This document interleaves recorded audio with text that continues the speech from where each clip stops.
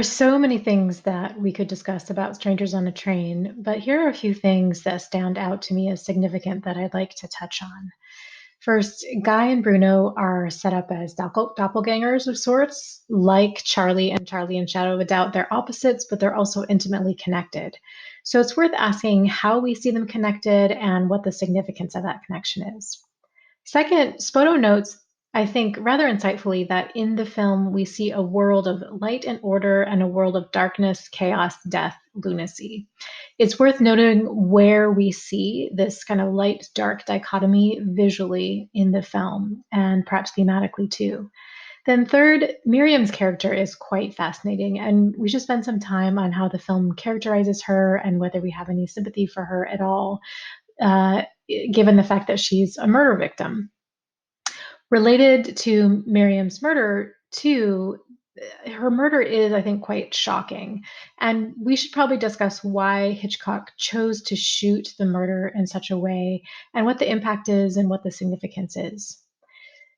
Then Barbara, played by Pat Hitchcock, is also a fascinating character, and we might ask how the film characterizes her and what the implications are, particularly of the things that she says. She's a kind of this blunt truth teller in the film.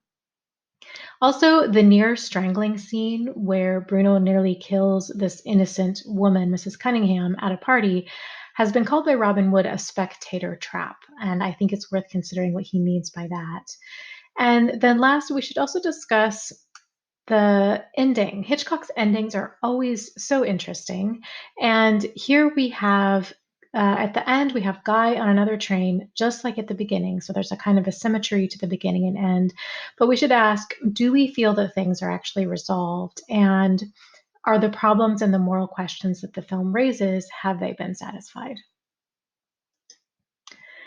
So, to begin, in the Hitchcock Truffaut interviews, Truffaut comments, whether it's Guy or Bruno, it's obviously a single personality split in two. Similarly, Donald Spoto sees evidence of the doppelganger concept in the film, this kind of ghostly double of a living person who simultaneously haunts and illuminates the other. Guy and Bruno are opposites in many ways, but the film leads us to believe that they are also intimately connected. So we should start by noting in what ways the two men are opposites. So, as Spoto notes, for example, Guy is this hero figure. He represents a world of light, tennis. There's literally light colored attire. He's in the world of the Washington, D.C. dinner parties, in this world of political and social respectability. Bruno is much more explicitly from a world of darkness. There's a literal gothic gloominess in his mansion. He rides a boat named Pluto. Do you know anything about Greek or Roman myths, what that indicates? Shadows literally crisscross his face at many times during the film, and he is even literally referred to as Guy's shadow. Wood also notes that each man is characterized by means of shoes. There's this parallel editing in the beginning of the film that highlights a contrast between them. And we'll also, of course, not highlights a parallel, but we'll get to that in a moment. Robin Wood also notes that there's a contrast between the men that's established by the dialogue that we hear. So we learn through the dialogue that Guy wants a career in politics.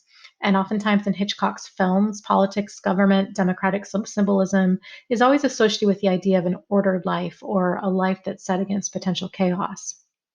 Bruno, on the other hand, has been kicked out of three colleges for drinking and gambling, and he lives, it seems, mostly for kicks. Guy wants to marry Anne, a senator's daughter. Bruno, on the other hand, is constantly associated kind of uncomfortably with his mother. Bruno's also a person who admires people who do things as if he is himself is not doing things. And there's this sense of impotence in Bruno's kind of voyeuristic prying. He tends to be a voyeur rather than a doer, although he does, of course, cross into doing murder. So Guy and Bruno are clearly opposites in many ways, but they're also, of course, explicitly linked. So when they first meet, Bruno orders doubles. Even that reference to doubles kind of indicates a kind of doubling, and they both end up drinking doubles. In the opening, of course, where their shoes are contrasted, they have different shoes, but the imagery is more similar, really, than different. Two trousers, two legs, two pair of shoes, then the shoes touch each other and meet, as almost as an inevitable fate, this meeting of these two things that are alike. We also might say that while Guy doesn't explicitly want to kill anyone, he might have a desire to do so, and we could kind of conceive of it as Bruno as the person who's activating what Guy desires, a kind of id ego kind of thing. So Guy says of Miriam, "I could strangle her." And then Hitch cuts to a close up of Bruno's hands in a strangling gesture. So visually, Bruno is enacting the desire that Guy just expressed. Another visual connection, there's a couple of times where Guy checks his wristwatch and it's matched to a cut of Bruno doing the exact same gesture. Robin Wood also notes that both men are on some level insecure and uncertain of their identity. Guy certainly seems to have aspirations of being something and doing something, but professionally, he's suspended between tennis and politics, not really having chosen a clear career. And he's also suspended between relationships between his wife and Anne.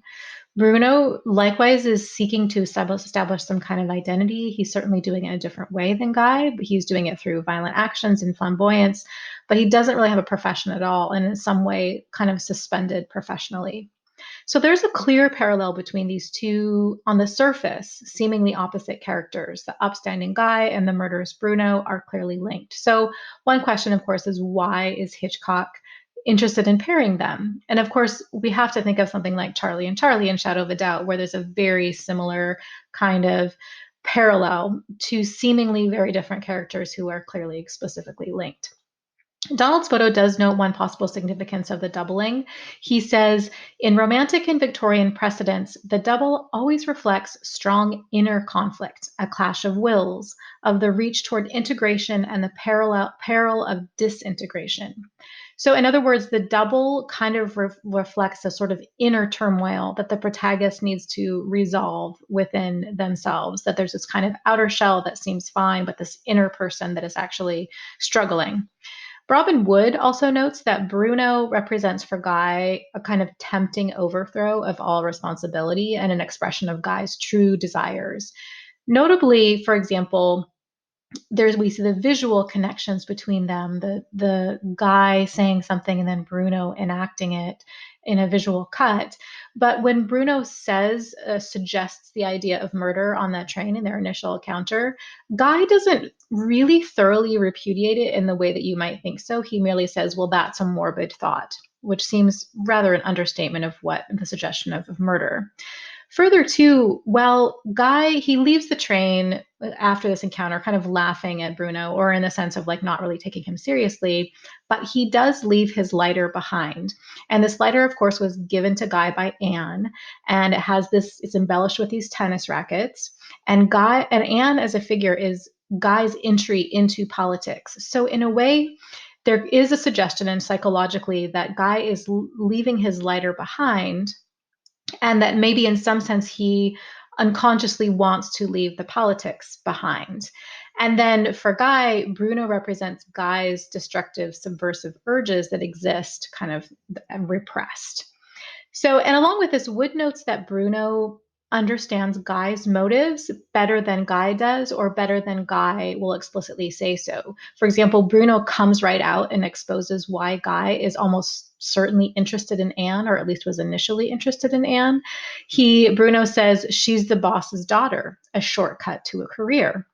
And once that suggestion is out there, it's hard not to see how that doesn't work. Why Guy, a tennis player, would suddenly be wanting to shift to politics. Of course, being connected to the daughter of a senator is an easy way to get connected to politics.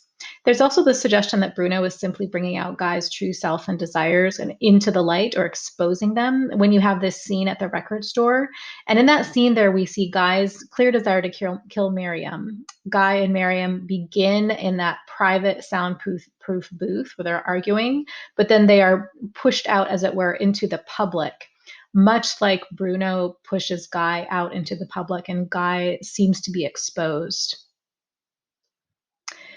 Donald Spoto notes too that the film offers us a vision of two different kinds of worlds, a world of light and order and a world of chaos, darkness, lunacy, and death, which, if we're kind of thinking about the idea of doppelgangers, maybe in some way the film is blurring that line between light and shadow, order and chaos. And in the film, quite literally, we see these really striking scenes of both light and shadow. So, where do we see this visually? How does the light and shadow contrast and illuminate the characters of Guy and Bruno? One of the most notable examples, as Robin Wood points out, is right after the murder has been completed. It's on the street, and Bruno is coming to confront Guy. So, on one side of the street, Guy's side of the street, you have these stately, respectable houses. We also have this glimpse of the floodlit dome of the Senate House, this life of light and order, which Guy aspires to. And on the other side of the street, it's this very deep shadow and these tall iron barred gates from behind which Bruno is calling out to Guy. And in this scene, Guy literally turns away from the lighted doorway in that top left hand corner there. I love the canted angle of the camera there. But Bruno calls out to Guy. Guy turns away from this lighted doorway, away from the Senate House, away from these respectable houses, and he goes over to Bruno, who is in these shadows across the street. And at the start of the meeting, just Bruno is in shadow and Guy is in the light. But then Guy voluntarily joins Bruno after the police arrive. It's this kind of indication that he's being drawn into or inevitably sucked into Bruno's world, or he feels the guilt as if he is already a part of that world. In the very next sequence, too, we see more of this kind of light and dark contrast. On the right hand image there, Guy answers the phone, and this is Anne telling him to come. And on the right hand side of the screen, there you can see that really large light, and Guy's hand and the phone is sort of in that light. So it's sort of the idea of Anne and the light on the right hand side, and the left hand side, it's really heavy shadow, and Miriam's spectacles and murder in a way are right there. So in a way, you can kind of see just in that one image, Guy being caught between the light and the shadow. A few other quick scenes that show us that light dark contrast. The tennis and the lighter sequence, which is one of the most wonderful sequences in the film, I think. But there's lots of light versus darkness imagery and also symbols. So Guy is on this well lit, sunny tennis courts and in literally bright clothing, white clothing. Meanwhile, Bruno is quite literally reaching into the gutter, into the shadows, and getting this symbol of the murder, or how he's going to pin the murder, of course, on Guy. Also, one more example, the scenes leading up to where Bruno murders Miriam, there's all these amazing shadows in the tunnel of love. And Bruno there is visually specifically associated with the shadows. Another thing to consider, Miriam's character. She is so interesting. I think from our first impressions of her and how she's presented to us, and then how our later understanding of her develops, kind of based on her behavior and her attitudes as we see them in the fairground carnival grounds, but leading up to the murder. And I think it's worth asking if the film invites any sympathy towards her at all. I think we really almost have no sympathy for her, which is a really interesting position to be in because she is the murder victim. And you would think normally the person who's the murder victim is the someone that you should have sympathy for. It's kind of a similar dynamic in Rope, right? Where David Kentley is a character, we don't really even know him at all to feel sympathy for him. So there's an interesting dynamic that's created. Now, in terms of how Miriam is established, Robin Wood notes that her character is established right from the beginning quite negatively. She has what he calls a kind of slovenly movement in the record store. She works in a record store where there are literally revolving objects like the merry-go-round at the carnival. And if you remember, I've mentioned the idea that the carnival often represents the world of kind of chaos and disorder. Wood further says that the carnival is depicted as a kind of projection of Miriam's world. This is not Guy's world. It's hard to imagine Guy and Anne in the carnival in the same way that Miriam is established as someone who loves this world and loves being a part of the carnival world. And it's this kind of world of disorder and a pursuit of sort of cheap glamour and this kind of futility as represented by the circular motion of that merry-go-round. And we see Miriam at the carnival just loving this, eating voraciously, talking about her cravings, licking ice cream, kind of like a spoiled child. And she has this both sensual and kind of childish quality. And I think she is really deeply unsympathetic. And we might see her then, or she's established then, as this world from which Guy is struggling to escape. And I think we're not really set up to feel sorry for her. And it's hard to imagine kind of her being a figure of why Guy would want to be in love with her, or why Guy would be in love with her. Now, along with this, with Miriam, the murder of Miriam, I think, is one of the most shocking and perhaps also, ironically, one of the most aesthetically striking scenes that we've seen so far in film. And it is in Hitchcock's films. And it's interesting to ask why Hitchcock shot it in the way that he did and really what impact it has on us as viewers. And we might consider how the scene would be different if Hitchcock had just shot the murder straight on, kind of not through glasses. So the one kind of most explicit murder we've seen is the murder in Rope, where the film opens with these two men strangling David Kentley. Here, the murder is not shot straight on like that. It's shot kind of through these glasses. So there's this interesting moment, as what Spoto describes on the bottom left-hand image there. Miriam's face filling the frame as she looks directly into the camera. Well, it's not quite directly into the camera, out at us, is suddenly blocked as Bruno steps into the frame and his hands grip her throat. Her eyeglasses fall to the ground, and then the camera observes the strangling and the final collapse of the woman as a huge reflection in one of the broken eyeglass lenses. The shadowy distortion marking at once something gruesome and infernal, a moment springing to life from a terrible nightmare. So it is really this hellish image, especially as it comes after all these images of the carnival and kind of chaos and shadow that we've seen. And but one thing we might consider is the connection between thought and action, and also moral culpability that we discussed in Rope, for example, where we asked how culpable Rupert was for planting the idea of murder in Philip and Brandon. Spoto also notes that Truffaut's observation that Hitchcock films scenes of murder as if they were love scenes, and love scenes as if they were murders. This kind of fusion of grotesque and beautiful, he says, the aestheticizing of the horror somehow enables the audience to contemplate more fully its reality. Instead of turning away from the image repulsed, we gaze and so are forced to assess feelings, reactions, and moral judgments about the very acts perceived. So, in a way, he's kind of saying the aesthetic qualities of it make us look at it in a way that we wouldn't necessarily look at a murder in another way. Robin Wood also notes that the murder scene has this clear sexual significance, as he says. And he says that the image of the murder in the glasses is one of cinema's most powerful images of perverted sexuality. Now, to demonstrate this claim, Wood describes the scenes in the carnival leading up to the murder as sexually charged. And I think we can kind of follow him along in this in the evidence of this. So, for example, in the scenes leading up to the murder in the carnival, we see that Miriam's first glimpse of Bruno, she seems to find him intriguing and dangerous, not like the other boys that she's with or young men that she's with. She pretty clearly gives him the come on. She's loudly declares her desire at one point to go into the tunnel of love so that Bruno can hear. There's that moment where the young men that Miriam's with, they fail to give a show of strength. She looks around, Bruno is right there, and then he succeeds where the boys fail.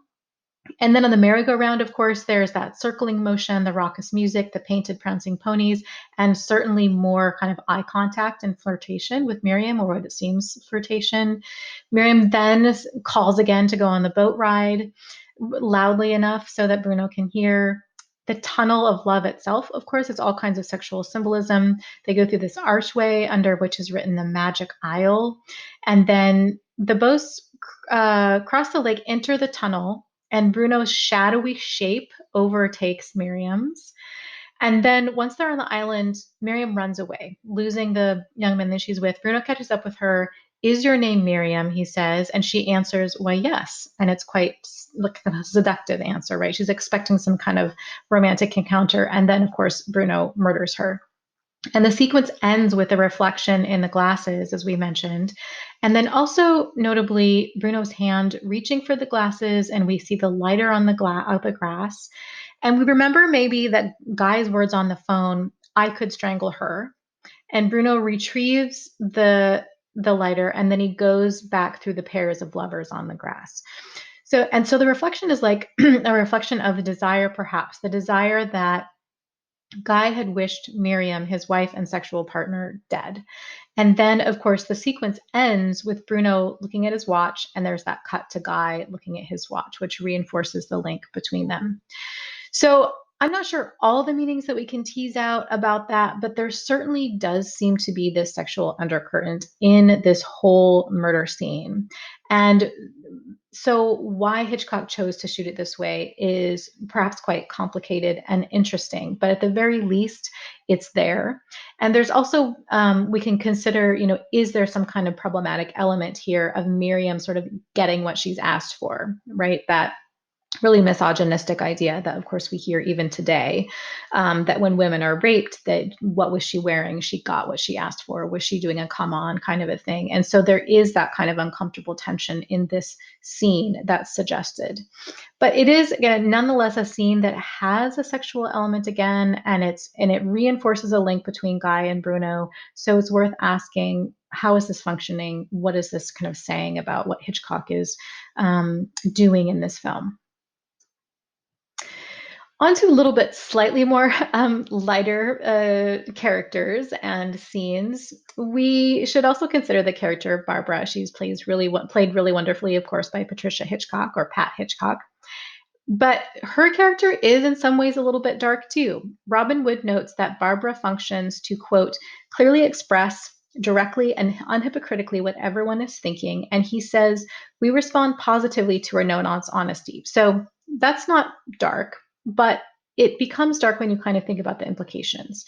So it's worth considering some of the things that Barbara says and what they imply. So a few things that she says. She says, Daddy doesn't mind a little scandal. He's a senator, so he's exposing the kind of hypocrisy of politicians. About Miriam, she says she was a tramp. She's just kind of flat out. And basically, of course, she means there that she slept around. Miriam's death, Barbara says, think of it, you're free, to Guy. So she kind of expresses again this notion that you're free of this woman that was such a drag. And then she makes this interesting comment too about how nice it would be if a man who loves you so much, that if there was a man who loves you so much, he'd kill for you. So these are all on some level what people are thinking. They're the kind of unhypocritical expressions of what people think, even the senator. But things that maybe other people would be slightly ashamed to say, but she's going to willing to say, just say it right out loud. So, but with this, we might remember that Bruno, so Miriam saying, think of it, you're free, right? This idea that Bruno, or that Miriam is now dead, and there's something freeing and good about that. And of course, Bruno has said the same thing, right? Even if on some level we identify with what Barbara is saying here, Bruno has said the same thing, and we know Bruno as a villain. Bruno said some people are better off dead. So if we on some level agree with Barbara and we feel the relief of Guy being free, why does that not then make us complicit with Bruno and Bruno's proposal in the first place? So our appreciation of Barbara is complicated because of the connection that's being made there between Barbara and Bruno. So we do respond to her no nonsense honesty, but we're maybe should be ashamed of that response. And actually, there's even an open kind of rebuke that happens in the film. So when Barbara expresses gladness that Miriam's dead, Senator Morton rebukes her and says she was a human being. And I think we kind of feel that right away. And we might even be reminded of that moment in Shadow of a Doubt when young Charlie essentially says the same thing to her uncle when her uncle is talking about how these old women deserve to be murdered. And young Charlie says, but they're human beings, right? So it's this rebuke of this desire to murder. So if we viewers do agree with Barbara that Miriam is better off dead, then as Robin puts it, we, as well as Guy, are implicated in Miriam's murder. Bruno's symbolic progress represents the emergence of all we want concealed, our own suppressed evil desires. So again, Hitchcock is doing that classic thing of making figures of law and justice and even ourselves implicated in guilt. Now, one of the most interesting scenes in the film is the scene at the Morton's house where Bruno crashes the party and he nearly strangles Mrs. Cunningham. Robin Wood calls this scene a spectator trap, meaning that Hitchcock traps us as viewers in an uncomfortable set of feelings and desires based on what we see and who and what we identify with on the screen. So let's just kind of see what Wood means by that spectator trap. Think about what Bruno says to the judge. So the scene kind of starts with this seemingly throwaway interaction between Bruno and the judge, but it is significant in the scene as a whole. So Bruno says to the judge, "How do you eat dinner after sentencing someone to death?" And in so doing, in this question, it brings to light questions that no one likes to be asked, but of course people think, right? So in a way, we're kind of happy that Bruno has asked this question, and he is really in that question is delightfully undermined the judge for us. He's undermining this figure of law and order because and I think we again we think it's funny, we identify with that, we're like, that's a great question, how do you sleep after sentencing someone to death? And the judge, this figure of law and order, has been made to look foolish, and we are in some sense complicit in perhaps liking that he looks foolish, or we think that Bruno's made a good point. Then there's the content of the conversation between Bruno and Mrs. Cunningham, and also Mrs. Cunningham herself. So Bruno asks her, "Wouldn't you like to murder her husband?" And they have this discussion about the best way to do it. And Bruno says, "Everyone has someone they want to put away. Think of that moment when you are very angry." So again, kind of leading to the idea that everybody has murderous thoughts.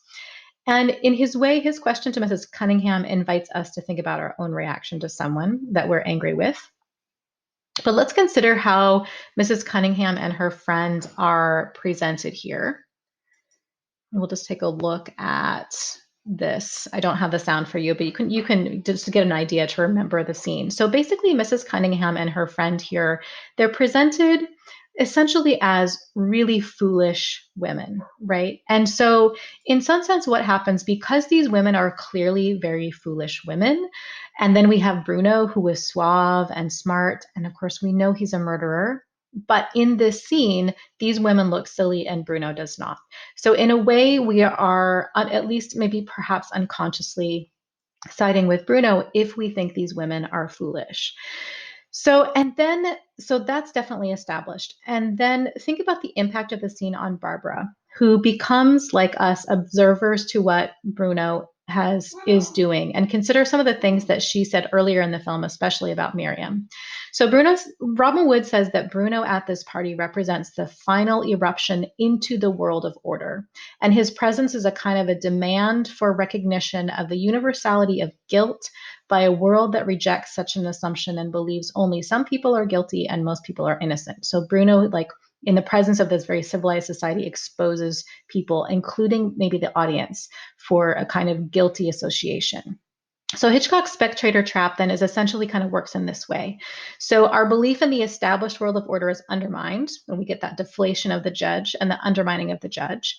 We get this dialogue with Mrs. Cunningham, and that gives us kind of license to mock the silly old Mrs. Cunningham. But then that joke against Mrs. Cunningham rebounds against us when what was a kind of a joke and just a mocking becomes a near murder. So, because in mocking the judge and in mocking Mrs. Cunningham, we are momentarily identified with Bruno. And we even get these kind of subjective POV shots of Bruno that associate us with his vision. And then there's this final emphasis on Barbara, which we're kind of watching here on the screen. She was the one who expressed the feeling that perhaps Miriam was better off dead. And in that moment, we may be identified with her. But now she and we see what Bruno is doing, and Miriam, is of course horrified at the strangling. And in a way, she is punished for perhaps wanting Miriam to be dead.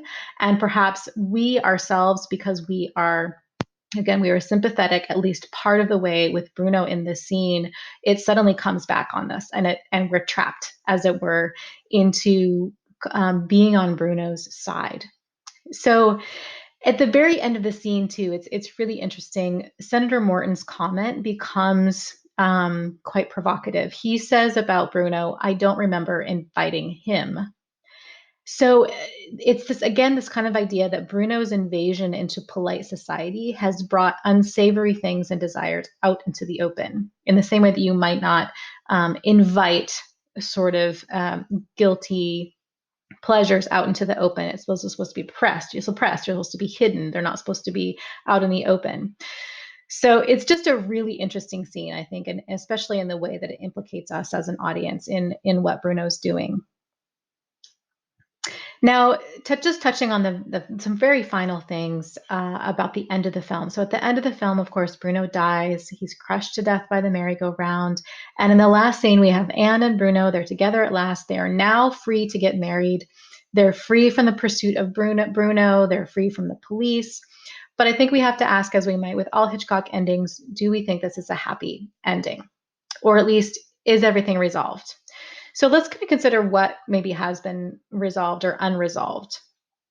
Spoto notes that Guy's happy ending has come about because Bruno murdered the wife that Guy wanted to get rid of. Guy had a desire to do it, and it happened. And now he's better off, right? Now he gets to be with Anne.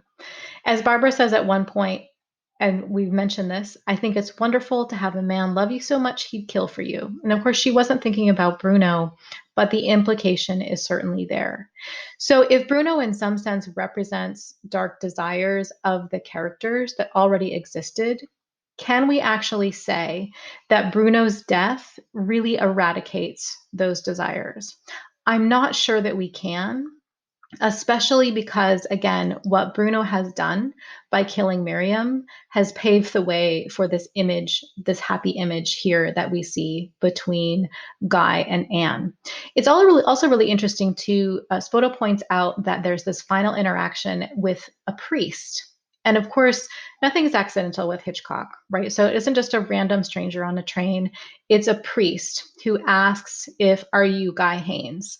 And if Guy and Anne are now these figures of respectability, right? The priest would be the first person that they should trust as also someone who is a representative of the order and social order and a polite society. But instead of responding to the priest, they run away from the priest, which is again quite interesting considering that they want to get married and the priest will be represent kind of that marriage. And also, again, considering the priest represents respectable society, they're choosing to leave the priest. So that has all kinds of interesting implications, I think, about how much has been resolved. What is it that Bruno uncovered? Did what Bruno uncover and did what Bruno do really leave Guy as guilt free, perhaps as Guy would like to think himself?